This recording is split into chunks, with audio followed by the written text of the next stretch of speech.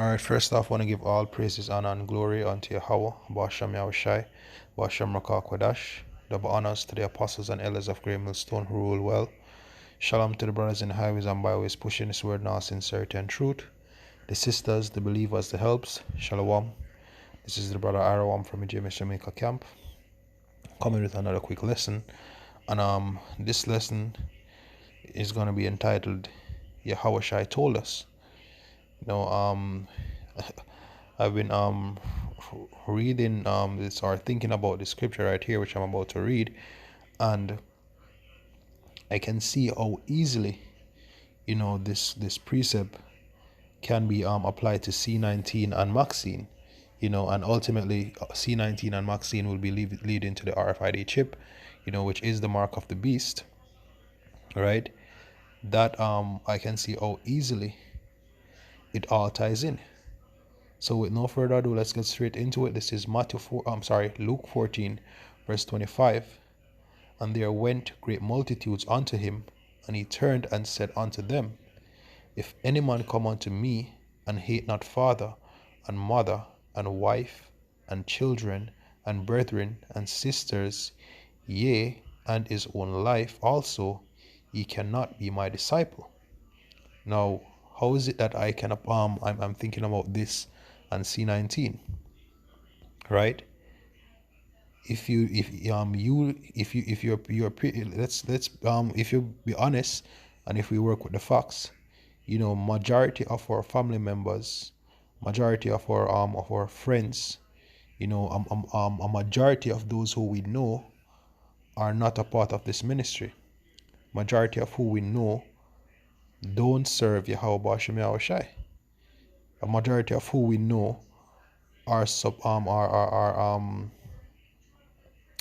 susceptible, to Esau and his witchcraft, his trickery, and his system. Right? Now, the current state of the world right now is he is getting ready to ensure that everyone gets vaccine.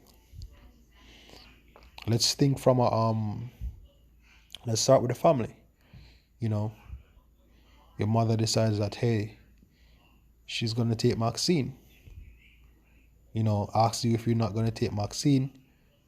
You say no. They look at you funny. The majority going to look at you funny because Esau's going to paint all those who, reject the vaccine as outliers, right? Especially when, which I am of the belief, that they are going to release some deadly weapons, which they're going to use to convince people, to take vaccine. So when the bodies start to drop, and people decide that, hey, maybe it's best that we we take vaccine to make ourselves safe. Your moms or your pops tells you that, hey, vaccine is the way to go, and you say no.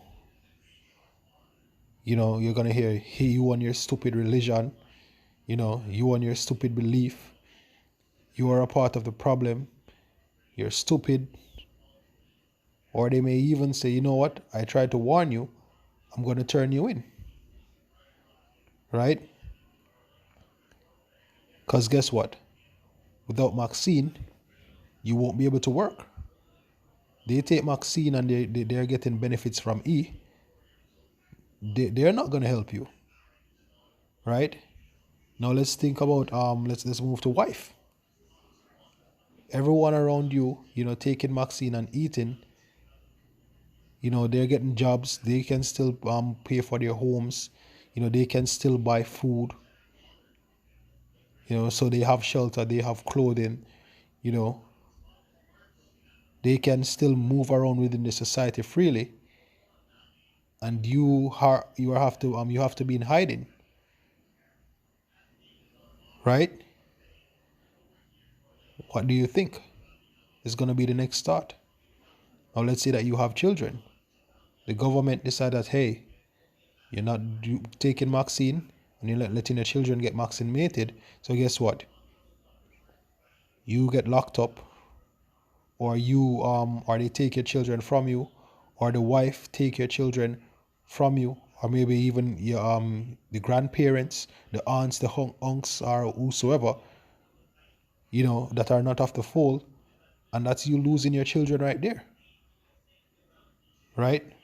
That's how you lose in your household from a people standpoint, and that is also you being in financial woes and can't even put a roof over your own head. All because what? You didn't take vaccine.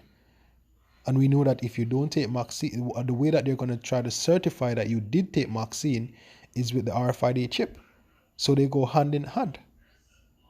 So if you won't decide to, if you're going to lose your house, you're going to lose, if you have possessions, you're going to lose it, because if you don't have vaccine, to get everything under that, to register all that you have, and to fall under Esau's banner, then you will be an outcast to the society. So you're about to lose everything. And let's say that you are strong enough and you lose, your parents or your wives or your children, your so-called friends, or whatever you want to call them, your brethren, the government gonna be looking for you. And guess what? It's gonna be guillotine or Maxine and the mark of the beast. Or it's gonna be what? Jail time. Or it's gonna be what? An angry mob saying, hey, look, he doesn't have Maxine, he's here trying to get us sick. Kill them. Yeah, even his own life.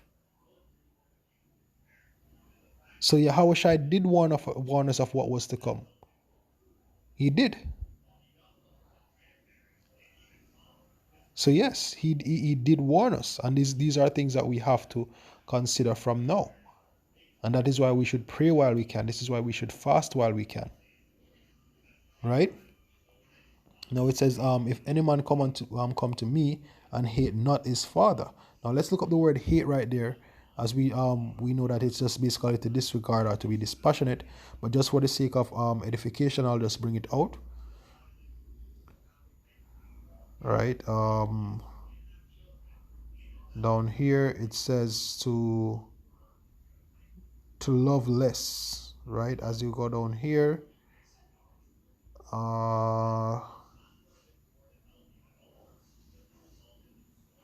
right, so signification, right, to love less, to postpone in love or esteem, to slight, through oversight of circumstance, that the Orientals, in accordance with the greater excitability, are accustomed both to feel and to profess love and hate, where the Occidentals, with our cooler temperament, feel and express nothing more than interest in, or disregard and indifference to a thing.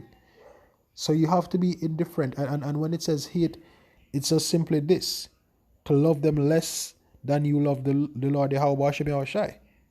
So if it's between keeping them or standing firm for the doctrine comes first. That's you loving them less. That's you disregarding them for Yahawashi. And that's the spirit that we should pray for, so that we'll be able to enter into his rest. Right? It says, and whosoever doth not bear his cross and come after me cannot be my disciple. Because when you do these things, there will be persecution that comes with it. As it says, you'll be losing, your families will be cutting you off, you may lose your wife, you may lose your children, even your own life. Right? It says, whosoever shall not bear. Well, let's look up the word bear right here. It says, take up with hands, to take up in order to carry or bear. Right? To sustain, uphold, support. Let me see if there's a figurative meaning here. Right? So endure. Right? Figuratively, endure, declare, sustain, receive. Right? To put upon oneself something, to be carried, metaphorically, to be equal to understanding a matter and receiving it calmly. And that's what we need to do. We need to understand that, look, the majority of who we know will not be with us in our decisions to walk this path. And they will turn from us, and we will lose some of them, and we have to love them less than we love Yahawashi. Right? We have to love them less than we love Yahawashi. So we need to understand that and receive that calmly.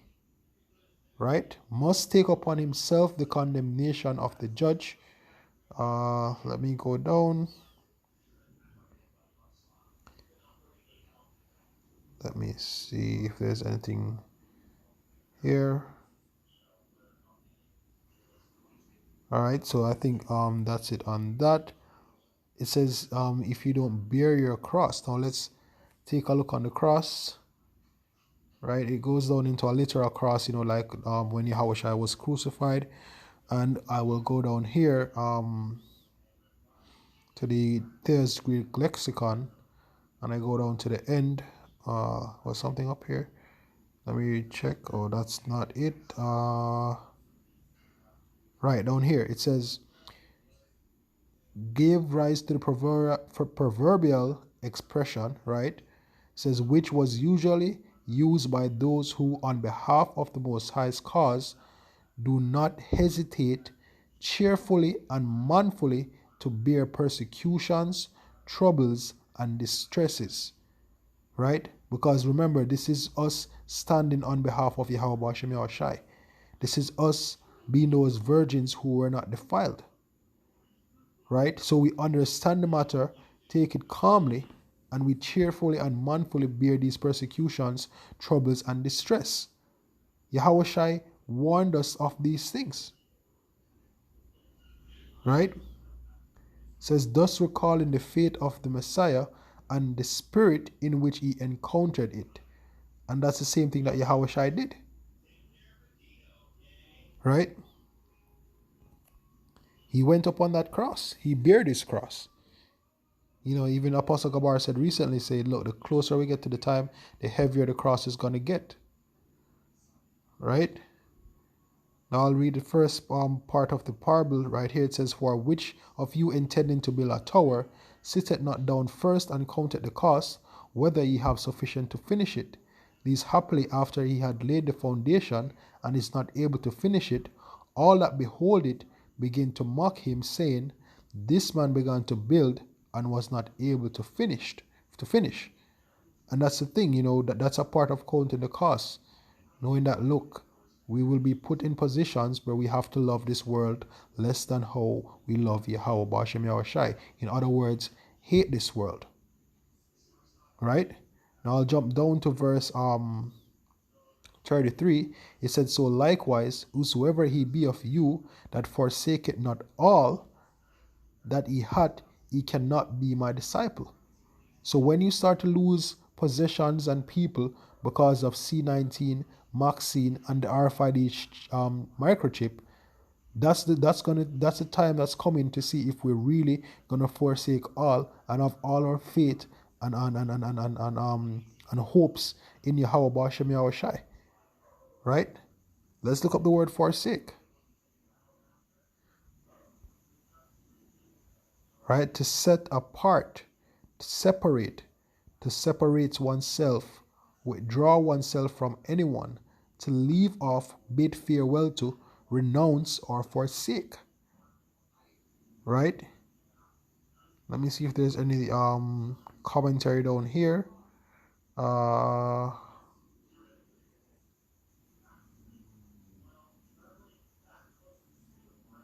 Yeah, that's pretty much the point. Right? So we will be in positions where we have to bid our parents farewell. We may have to bid our wives farewell. We may have to bid our children farewell. We're going to have to bid our brethren farewell and things. We're going to have to bid our lands farewell for those who have land. We're going to have to bid our houses farewell, our cars, our money, our job. All the comforts are the so-called stability of this life, and cleave unto Yahawashi. He warned us. All right, but not without hope. Right? Let me just bring out the last precept, and I really hope that this is edifying to the body. This is Revelation 3 verse 10, because this is what it's all about, right? The hour of temptation. This is Revelation 3 verse 10. Because thou hast kept the word of my patience, I also will keep thee from the hour of temptation, which shall come upon all the world to try them that dwell upon the earth.